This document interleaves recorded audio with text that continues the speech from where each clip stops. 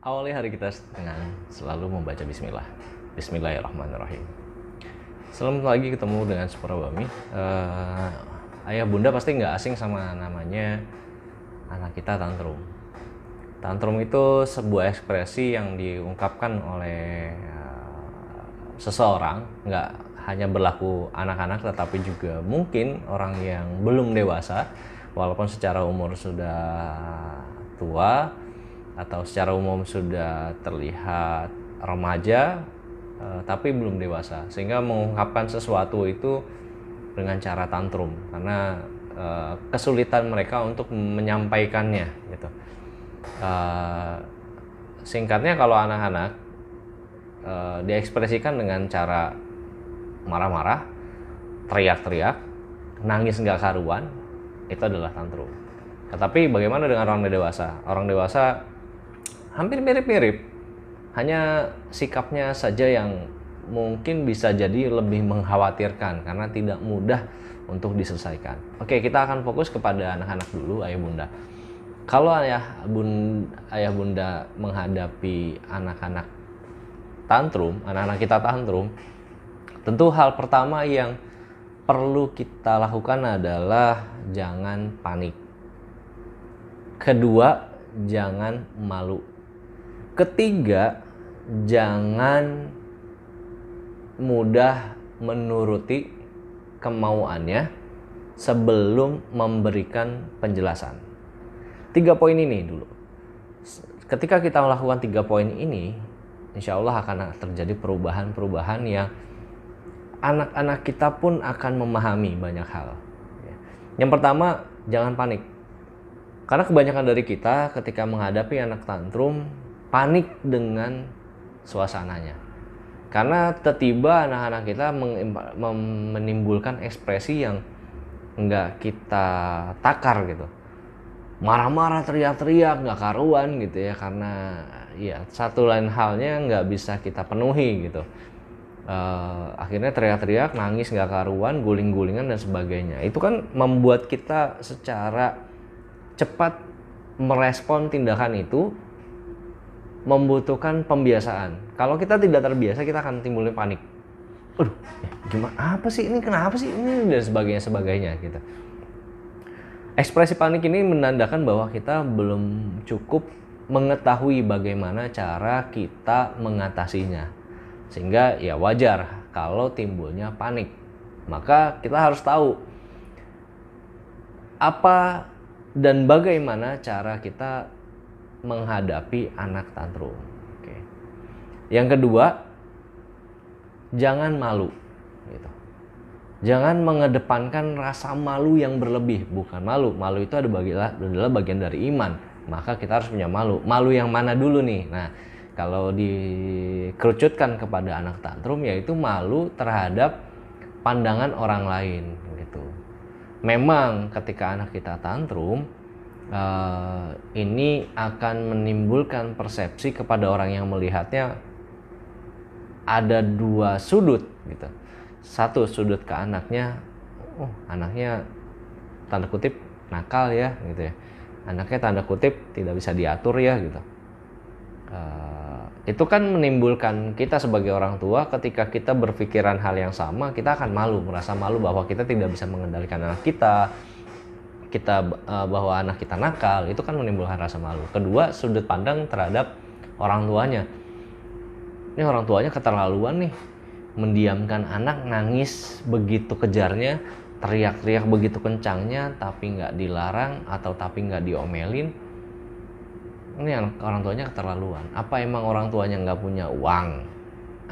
Kalau terkait dengan itu tuh langsung timbul persepsi malu. Seolah-olah misalkan tantrumnya karena pengen dibeliin permen gitu. Padahal permennya cuma harga 1.000 gitu. Karena rasa malunya diduluin, akhirnya dibeliin lah permennya. Padahal kan bisa jadi kita melarang membeli permen itu bukan karena semata-mata nggak ada uang, tapi bisa jadi karena kita mencegah kemungkinan terjadinya sakit gitu ya, terjadinya kondisi fisik anak kita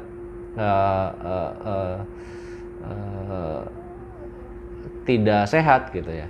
Mungkin kita tahu kandungan permen itu tidak baik gitu, terlalu tinggi kadar gulanya dan sebagainya, sehingga kalau kita berikan nanti akan menimbulkan efek tidak sehat kepada anak kita. Makanya kita larang. Tetapi orang lain kan tidak sepikiran dengan kita. Maka ketika kita mencoba menyamain frekuensi dengan pemikiran orang lain, timbulnya rasa malu yang berlebih. Dianggap seperti seolah-olah kita tidak mampu memberikannya. Nah, ini malu yang berlebih yang dimaksud. Bukan tidak boleh malu dalam arti malu menjaga iman gitu, malu berbuat masalah, malu berbuat maksiat. Itu adalah malu yang dalam konteks ini adalah malu membangun persepsi orang lain berpikir jelek terhadap kita. Kalau malu yang dalam posisi iman adalah malu ketika kita melakukan kejahatan atau keburukan atau kesalahan atau kemaksiatan terhadap Allah Subhanahu wa taala gitu. Nah, ini dua konsep malu yang berbeda ya. Kayak clear ya, jadi malu yang dimaksud. Kemudian yang ketiga, jangan mudah menyerah. Artinya mudah mengiyakan apa yang diminta oleh anak yang sedang tantrum. Kalau kita mudah memberikan tanpa menjelaskan apa dan kenapa kita sebagai orang tua menunda atau melarang, bahkan tidak mengizinkan sama sekali gitu. Ini kan harus perlu penjelasan dahulu supaya anak kita memahami dengan benar kenapa kita melarang, kenapa kita menunda, kenapa kita tidak memberikannya gitu. Ketika itu sudah tersampaikan, ya catatannya adalah kalau nyampein ke anak-anak jangan seperti berpikir nyampaikan kepada orang yang bertitel profesor atau doktor. Sekali disampaikan mereka mampu menyerap, mereka mampu memahami, dan mereka mampu memaknai, bahkan langsung menjadi sikap gitu. Tapi kalau anak-anak jangan disamakan, perlu berulang-ulang, perlu berkali-kali, perlu sampai berbusa-busa gitu. Namanya juga anak-anak. Disampaikan yang sekali mereka belum tentu mengerti. 2 kali, 3 kali, 10 kali, 100 kali. Syukur-syukur Allah segera memberikan kepahaman kepada anak kita. Tapi kalau enggak paham, koreksi dulu kitanya, apakah penyampaian kita yang terlalu belibet, rumit dan sebagainya sehingga anak kita nggak paham, atau kitanya juga yang salah dalam penyampaiannya gitu, sehingga anak nggak mau mengerti, nggak mau nerima gitu. Ya iyalah kalau misalkan dijelasinnya pakai marah-marah, dijelasinnya pakai urat gitu, dijelasinnya pakai nada mata melotot gitu, ya anak nggak akan mau menerima gitu. Anak kita nggak akan mau mendengarkan kita gitu. Jadi jangan mengedepankan emosi dulu, tapi mengedepankan ya memang itu anak kita, ya anggaplah anak kita sebagaimana kita menyayanginya gitu. Jangan sampai karena ketidakpahaman mereka kita menjustifikasi mereka dengan seolah-olah mereka tidak mau mengerti kita. Bisa jadi penyampaian kita yang salah. Oke, jadi 3 hal ini. Terus gimana kuncinya? 1, tantrum ini punya durasi waktu. Rata umumnya anak-anak hanya mencapai 15 menit. Lama dong 15 menit? Ya lama. Kalau kita mengedepankan panik, mengedepankan malu, mengedepankan segera mencari solusi singkat, ya 15 menit itu hal yang lama banget. Tapi kalau kita bisa mengatasi 3 poin ini, insya Allah 15 menit itu bukan hal yang lama. Dan 15 menit ini adalah fase kita untuk menerima kondisinya dia dulu. Jangan langsung tawarkan solusi gitu. Kalau langsung tawarkan solusi, dia tidak akan mudah mengerti, dia tidak akan cepat memahami gitu. Jadi terima aja dulu kondisi tantrumnya, guling-gulingkan kah, nangisnya kah, ya sambil ajak ngobrol, dia udah selesai belum nangisnya, dia udah selesai belum teriak-teriaknya. Umi pengen dengerin nih, Abi pengen dengerin nih, kenapa sih Ade teriak-teriak, kenapa sih Ade ini, Ade kan masih iya dengerin aja. Iya tapi kalau ngomongin sambil teriak begitu Umi nggak bisa denger, Abi nggak bisa denger, nggak ngerti maksudnya gimana, coba dong ngomongnya lebih tenang gitu. Pancing-pancing aja dulu supaya ketenangannya timbul. Nah ketika ketenangannya timbul, disitulah kita bisa mampu masuk fase komunikasi, bisa lewat pelukan, bisa lewat gendongan, ciuman dan sebagainya.